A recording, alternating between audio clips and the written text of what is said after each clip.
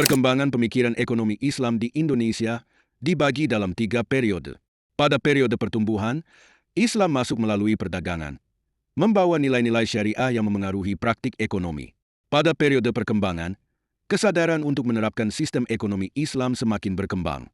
Pada periode pembentukan, ekonomi Islam semakin kuat dengan pembentukan institusi formal dan perkembangan sistem keuangan syariah.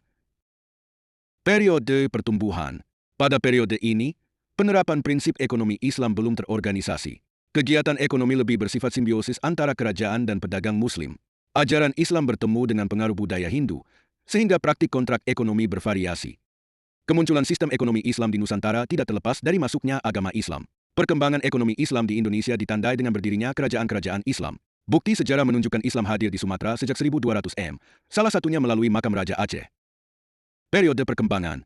1. Peran kesultanan dalam ekonomi. Pada abad ke-17, kerajaan-kerajaan Islam di Nusantara berkembang dalam ekonomi Islam, dengan peran penting dari bangsawan dalam investasi, perdagangan, serta penguasaan pelabuhan dan pasar.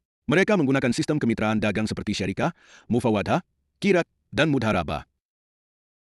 2. Perdagangan dalam negeri. Pemerintah kerajaan fokus menjaga stabilitas harga dengan menetapkan hukum adat. 3. Perdagangan luar negeri. Perdagangan luar negeri diatur secara rinci melalui undang-undang. 4. Mata uang. Kerajaan Aceh Darussalam mengeluarkan mata uang sendiri dengan tulisan Arab.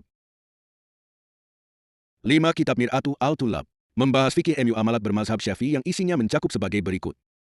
Periode pembentukan. Setelah berakhirnya VOC, kapitalisme barat diperkenalkan di Indonesia, memicu perlawanan terhadap bunga bank. Muhammadiyah mengusulkan ekonomi berbasis syariat Islam dengan pendirian Bank Muhammadiyah. Namun, rencana tersebut gagal karena dianggap berpotensi mengganggu stabilitas politik. Berdirinya Lembaga Syariah. Bank Muamalat Indonesia, bank syariah pertama di Indonesia yang menjadi tonggak pengembangan keuangan syariah. Baitul Ma'al wa Tamwil, lembaga yang bertujuan mendukung pemberdayaan ekonomi umat. Dewan Syariah Nasional, dibentuk untuk memastikan kesesuaian produk dan layanan keuangan syariah dengan prinsip Islam. Peran organisasi keagamaan. 1. Muhammadiyah, didirikan oleh KH Ahmad Dahlan. Fokus pada mendirikan lembaga pendidikan, rumah sakit, dan koperasi syariah. Berkontribusi dalam pengembangan Ziswaf. 2. Nahdlatul Ulama, didirikan oleh KH Hashim Asy'ari, membina para petani, nelayan, dan usaha kecil. Mendirikan LPNU, mendorong pengembangan koperasi syariah dan usaha mikro.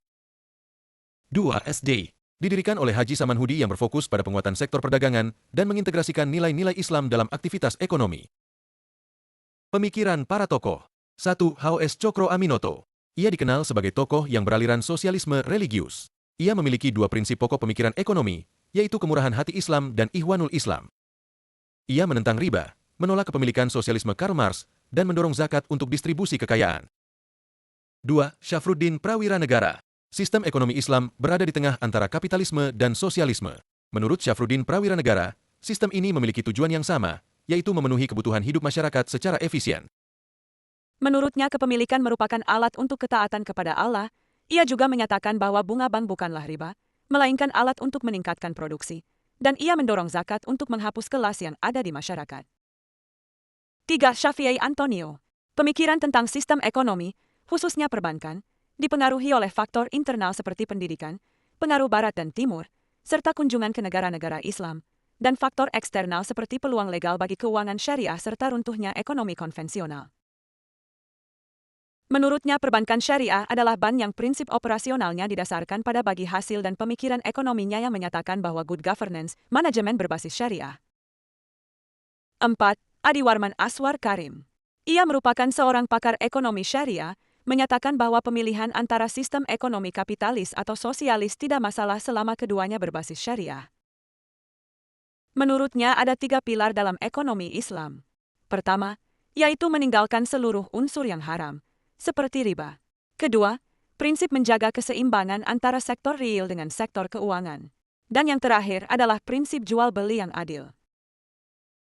Pemikiran ekonomi Islam di Indonesia berkembang dari masuknya Islam melalui perdagangan, peran kerajaan Islam dalam ekonomi syariah, hingga integrasi keuangan Islam pasca kemerdekaan melalui lembaga seperti Bank Muamalat.